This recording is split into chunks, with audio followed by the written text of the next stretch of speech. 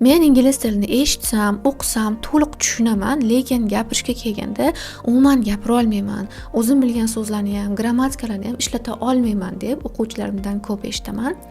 Buni sababi bizni miyamiz til o'rganayotganda ma'lumotlarni yig'ib oladi-yu, lekin kerakli paytda chiqarib berish kerak bo'lganda qanaqadir blokka uchrab qoladi.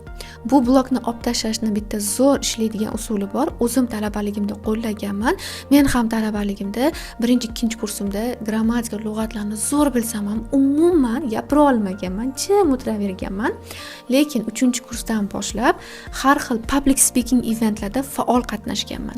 Universitetda debate club bormi yoki boshqa joylarda qanaqadir speaking club tashkil etilyaptimi, qanaqadir konkurs bo'lyaptimi ingliz tilida, o'zimni majburlab обязательно mana shunaqa debatelarda qatnashganman va boshida yaxshi gapira olmasam ham shunaqa debatelarda ko'p ishtirok etish, omma oldida gapirish bilimimdagi to'siqlarni yorib o'tishga, qo'rquvlarni yengishimga yordam bergan va mana shundan keyin sezganman o'zimda ingliz tilida anchagina erkin gapirib keta olganman. O'quvchilarga ham maslahat bergan bo'lardim. Imkon qadar qayerda omma oldida gapirishga, misol uchun, hattoki o'zingiz markazga boradigan, kursga boradigan ingliz tili guruhingiz oldida chiqib gapirishga imkon bo'lsa ham shundan foydalanish kerak. Jim o'tiravermasdan odamlar oldida gapirish kerak. Hatto markazga bora olmasangiz ham onlayn kurslarga qatnashib, o'sha onlayn guruhdoshlaringiz bilan kichkina Telegram gruppachalar ochib, birgalikda speaking club qilish kerak. Bu haqiqatan yordam beradi.